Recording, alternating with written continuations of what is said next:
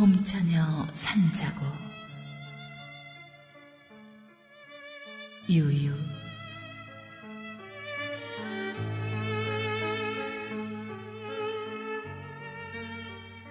연분홍 치마 입은 여인은 봄색시, 봄마씨는 녹색 치마 하늘하늘. 봄처녀인 이 몸은 자주 줄무늬 하얀 치마.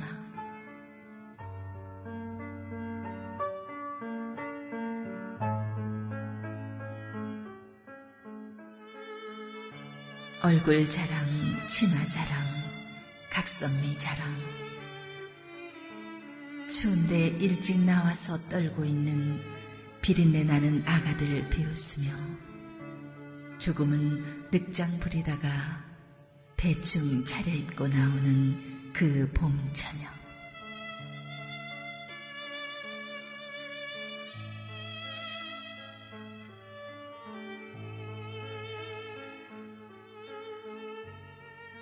작은 동산에 올라 따사로운 햇살 받으며 아지랑이 무기 삼아 지나가는 길손 유혹하면서도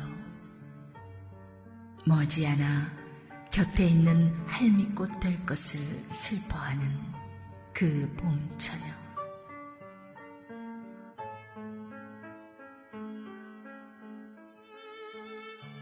봄이란 짧기에 꿈조차 꿀 수 없는 시간 흐르고 처녀 또한 영원할 수 없는 것이기에 어떨 땐 차라리 봄처녀 꽃말 바꿔버리고만 싶어라.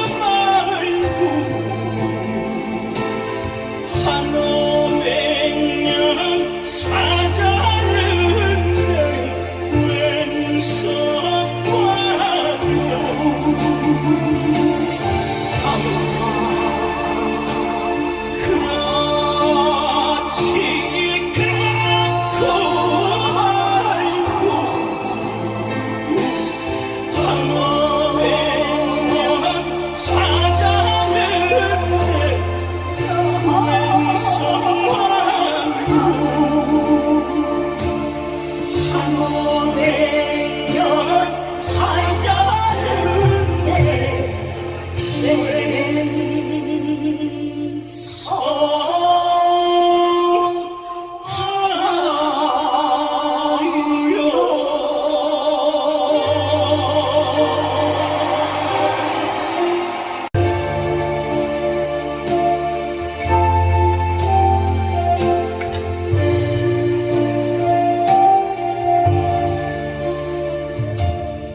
한 번은 이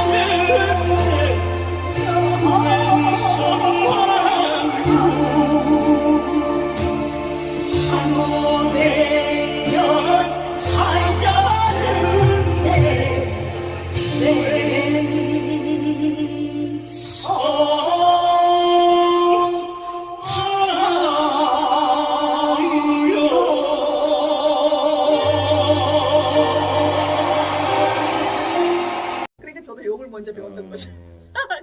그때 욕을 안 했어야 됐었나요? 저도 배워놔야 돼요. 네. 아무튼 그 이후부터는 이제 제가 내 자신을 변호하려면은 언어를 잘하겠다는 생각이 정이 들어서 뭐 물론 학교 들어가는 것도 당연하고 학교 다 졸업하고 직장 가는 것도 마찬가지고 언어가 안 되면 무조건 기회가 없거든요. 그래서 하여튼 제가 정말 열심히 했어요. 그래서 어느 정도까지 얘기를 들었냐면 독일에서 태어났냐는 말까지 들었어요. 근데 그 정도로 몰두를 한 거죠. 미친 듯이. 머리가 좋으시네. 아니 머리가 좋다기보다 아니 정말 저 생명의 위협을 느끼니까 사람이 이거는 앞뒤를 가릴 게 아니더라고요. 그래서 정말 미친 듯이 이렇게 공부를 해서 그렇게 됐었는데 한국에 오니까 쓸 일이 없잖아요. 다 까먹어요. 언어는 어떤 수단이기 때문에 맞아요. 잊어버려요. 안 쓰게 되면 까먹더라고요. 그래서 와, 나 그렇게 열심히 했는데. 근데 또 가끔 여행 가면 또 생각나죠. 나죠. 그리고 한국에서 정말 감사하게도 몇 분의 독일 사람들을 만났었어요.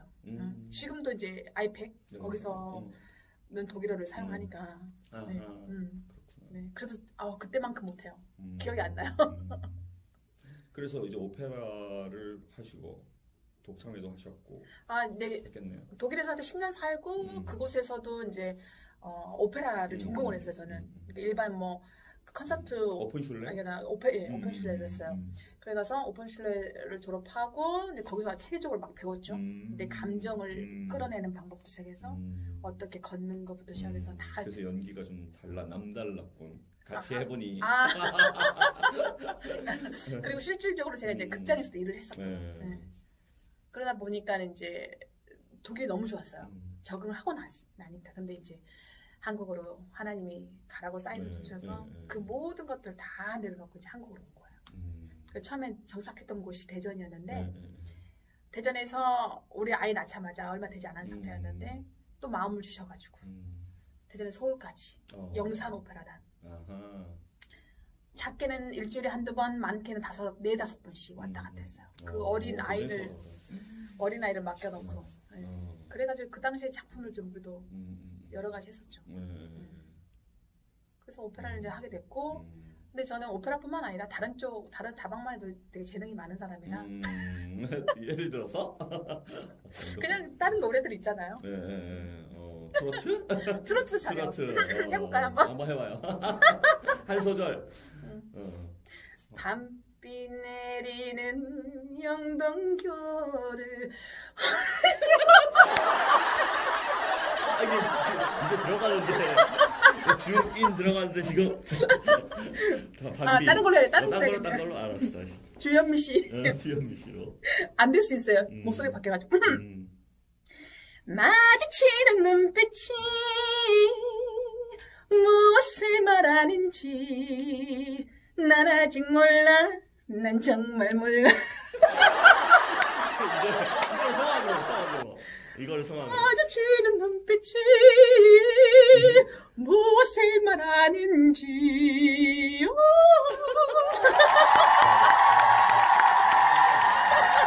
역시 끼가 대단하시다. 난 못했을 거야. 이거 나중에 흑역사로 나오진 않겠지? 앞으로 그러면 어떤 네. 음악을 좀 하고 싶고 음악뿐만 아니라 음악 네. 외적인 것까지 해서 계획 같은 거. 저는 예전에는 이제 오페라 가수가 목적이었다면 지금은 제가 물론 오페라를 너무너무 사랑해요. 왜냐면 오페라가 줄 수 있는 딴 것과 다른 음악과 음악 장르와 비교할 수 없는 그런 다양한 요소들이 있잖아요.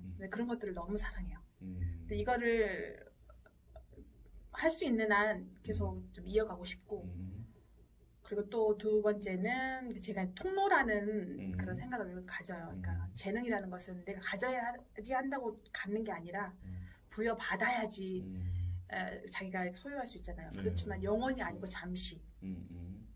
네, 맞다고 그러네요. 저는. 좋았어요. 그래서 제가 할 수 있는 어떤 그 노래로 누군가한테 위로가 되고 또 용기를 줄 수 있는 그런 일들을 하고 싶어요. 그래서 찬양을 한다거나 아니면 저는 실질적으로 제 자랑은 아니지만 마음이 동하면 택시를 타다가도 그분께 노래를 불러주거든요. 저는. 그리고 시장에서도 또 누구 어떤 분을 만나는 길에서 만나면 우리 서울대 이용훈 교수처럼. 그래요. 근데 마음이 동하면 그냥 지나칠 수 없는 좀 그런 스타일이에요. 네. 그러니까 저희 남편은 되게 곤란해하죠. 왜 이래? 막 이렇게 되는 거죠. 왜냐면 저희 남편은 저랑 다르니까. 성령의 이끌림에 그렇죠. 순종하는. 이제 그 얘기를 해야 되나 말아야 되나 고민하다가 그래서 이제 그런 마음이 주어지면 제가 이제 그렇게 해요. 네. 실질적으로 이렇게 누군가가 마음을 나눠서 자기를 진정으로 노래를 불러주면은 그 사람은 그 힘으로도 살 수 있다고 저는 생각하거든요. 그 진정성 때문에. 맞아요. 대부분 사람들이 요즘 자살도 많은데 혼자라고 느껴졌을 때인 것 같아요. 그래서 그런 것들 물론 저도 외롭고 힘들 때도 많이 있고 또 있었지만 그렇기 때문에 그런 아픔 있는 사람들을 만나게 되면 좀 제가 할 수 있는 그 범위 내에서 좀 나누고 싶죠. 네. 저도 어디선가 노래를 한번 했었는데 노숙자 분이어주셨어요. 근데 그분들만 모인 자리에서 했는데 치료받고 하는 그런 병원 다해 전사분인데 한 분이 또박또박 오더니 오늘 너무 잘 들었다고 내가 20년간 교회랑 다녔었는데 당신 노래를 듣고 이제부터 교회를 좀 나가고 싶어 졌다고 그 얘기 딱 들었는데 나는 거기에 가면서 왜 이런 데 와서 나 노래를 하게 하지 이렇게 그냥 좀 순종은 했지만 약간 좀 마음이 열려있지 않는 상태였는데 내가 뭐 심쿵한 찬양에도 이렇게 역사가 일어날 수 있구나라는 생각을 하면서 함부로 하면 안 되겠구나 내가 항상 기도하면서 해야 되겠구나 이런 생각을 했었어요. 그러니까 똑같은 거지 뭐. 그게 사실 사람을 살리는 거거든요. 맞아요. 영혼을 살리면은 그 사람이 살아나거든요. 맞아요. 저도 죽었던 적이 있었어요.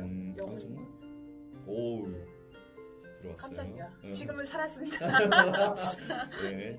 영혼이 죽었던 적이 있었고 또 그러니까 어떤 인생 가운데 어떤 문제가 닥치면 그거를 그 전에 했던 방식대로 기도하면서 조용히 기다렸어야 되는데 젊고 혈기가 왕성하다 보니까 내 뜻대로 했던 적이 있었단 말이에요. 근데 그 양쪽의 결과들을 제가 다 경험했잖아요. 그러니까 혈기로 했을 때는 당장 뭔가 되는 것 같았지만 끝이 좋지 않았어요. 그러니까 아니라는 걸 정확하게 보여주셨어요. 그러니까 맞아요. 좀 특히 리더들은 더디고 느려지더라도 정말 그 방법 그대로 기도하면서 기다리면서 그렇게 갔을 때는 모든 일이 잘 되셨었거든요. 그래서 지금 그걸 좀 깨달았고 그다음 제가 이렇게 카메라 앞에서 웃으면서 얘기하지만 저는 정말 죄인이에요. 갑자기 고백. 근데 저는 정말 죄인인데 그렇기 때문에 제가 아무것도 아니라는 것을 깨달았어요. 근데 오늘 또 예수님 얘기를 안 할 수가 없지만 예수님이 저와 함께함으로 인해서 제가 정말 위대한 존재라는 것도 다시 깨달았어요. 그러니까 아무것도 아니지만 동시에 위대한 존재라는 것을 제가 늘 이제 생각하면서 살려고 지금 노력하고 있습니다. 앞으로 찬양 사역에 좀 집중하면서 찬양 사역도 집중할 것이고 또 이제 무대가 있을 때 그 무대에 어디든지 생명을 살리는 일에 뛰어가겠다. 하고 싶어요. 좋네요. 그리고 이제 제가 묻고 싶었던 것 중에 하나가 그런 삶을 사셨으면 그 나름대로의 어떤 간증들이 굉장히 많을 건데 엄청 많죠. 드라마틱한 거 하나만 딱 하고 우리 마칠까요 오늘? 네. 드라마틱한 거 뭐 하나 있을까요? 네, 되게 많은데 고민이 좀 되긴 하네요. 어떤 걸 할까? 그 얘기 할게요. 그 독일에 있었을 때 그때 제가 2010년도 11년도 이쯤에 제가 예수님을 만났거든요. 근데 그 당시에 제가 정말 극장을 너무너무 가서 노래하고 싶었는데 그 일들에 대해서 막혀 있는 것 같았어요. 근데 기도하면서 하다 보니까 제 영성은 이제 풍부했고 그다음에 찬양의 깊이도 아주 깊었고 그런 시점이었는데 저희 남편이 일하던 그 대학교에 교회가 따로 있어요. 대학 교회가 따로 있었어요. 근데 그 대학 안에 교회가 있는 게 아니라 그 예배 대학 교회 그 목사님이 여기 그 지역 안에서 교회들을 돌아가면서 예배를 받는데 제가 어떤 콘서트에서 그 대학 교회 목사님을 알게 됐고 그래서 대학 교회 목사님이 요한네스 키르시라는 곳에서 예배가 있으니 나보고 오라는 거예요. 그때 누가 특송을 하냐 그랬더니 그런 거 없다는 거예요. 그럼 내가 해도 되겠냐 깜짝 놀라는 거예요. 우리 사실 거기에 관한 어떤 페이라든지 이렇게 책정이 되어 있지 않는데 괜찮겠냐. 저 정말 괜찮고 정말 찬양이 하고 싶어서 간다고. 그래서 제가 아는 우리 당시에 같이 교회 다녔던 피아노 전공하시는 집사님이 있었는데 그분하고 같이 준비를 해서 그때 노래를 불렀는데 정말 다 끝나고 나서 그때 You Raise Me Up도 부르고 막 그랬어요. 다 끝나고 나서 아주 정말 옷을 잘 차려입은 점잖게 생긴 독일 여자분이 오셨어요. 중년의 여자분이 오셔가지고 눈물을 흘리면서 독일 사람들 감정을 잘 안 드러내거든요. 근데 눈물을 흘리면서 저한테 그러더라고요. 프라우 장. 제가 요트를 쓸 때 프라우 양이라고 그랬어요. 프라우 양. 내가 당신 노래를 내가 수많은 많은 가수들의 노래 들었지만 오늘 당신 노래를 듣고 내가 치유를 받았다. 그러면서 갑자기 오프닝 때 그 알고 봤더니 그분이 미술 박물관의 관장님이셨어요. 그래서 그 관장님이시니까 이제 오프닝도 있잖아요. 시즌 오프닝 할 때 그때 저를 초대해가지고 노래를 시키시더라고요. 그래서 계란티도 주시고. 그러니까 저는 그냥 좋은 마음으로 갔더니 그런 일이 열려서 그래서 그 오프닝 두 번째 때는 극장장이 왔어요. 그래서 제 노래를 직접 듣게 된 거죠. 제가 오디션 가지 않았는데. 네. 하여튼 그런 일들. 근데 그때 제가 우리 지금 딸을 갖게 된 거예요. 그래서 좋은 제안이 있었는데 고사를 했죠. 우리 극장에 들어와서. 예를 들면, 그러니까 일단은 거기 극장에 제가 콰이어 게스트로는 있었어요. 근데 하여튼 그것도 있었죠. 그 자리에 제가 노래를 계속 할 수 있는 그런 기회들도 있었는데, 그러니까 제가 느낀 건 뭐냐면 내가 원한다고 해서 그걸로 갈 수 있는 것도 가는 게 아니고 내가 준비되면 그 길로 내가 인도가 된다는 걸 알았어요. 그것도 알았고 그 다음에 세상 가운데 삶 가운데 뭐가 더 중요한지에 대한 어떤 기준들이 생겼다고 해야 될까요? 그러니까 그 전에는 너무너무 막 그 소프라노 솔리스트로서 막 이름도 알리고 싶고 막 그런 욕심이 컸는데 그 아이를 어렵게 결혼 10년 만에 가지면서 그런 것들 내려놓고 일단 아이한테 충실했어야 됐으니까 하여튼 그런 것들도 있고 하여튼 되게 많아요. 병상에 누워있는 분한테도 찬양했다가 그분이 반응한 그런 사람들 다 죽었다고 생각했었는데 그런 경험들도 있고. 앞으로도 좋은 노래를 계속 들려주시고 또 우리가 같이 협업하면서 채널도 업시키고 구독자도 업시키고 한번 해봅시다. 자, 오늘은 소프라노 장수인 선생님의 코너였는데요. 여러분들한테 아주 좋은 이야기가 되었을 줄 믿고 메시지입니다. 여기까지 하겠습니다. 감사합니다.